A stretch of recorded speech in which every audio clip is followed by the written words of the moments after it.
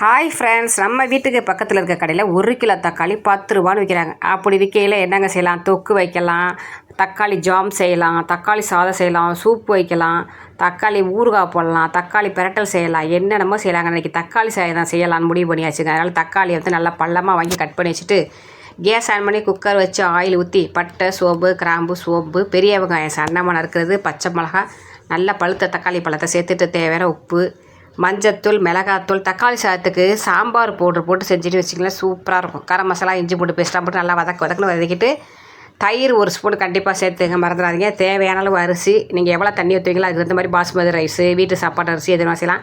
நான் சாப்பாட்டு அரிசியில் தாங்க செஞ்சேன். அவ்வளோ சூப்பராக இருந்துச்சு சாதம். எனக்கே ஆச்சரியமாகிடுச்சு பார்த்துங்களேன். தக்காளி மட்டும் பழமாக அரைச்சி வச்சுங்க, பக்குவமாக செஞ்சு தண்ணி அளவாக ஊற்றி செஞ்சோம்னா சூப்பராக இருக்கும்.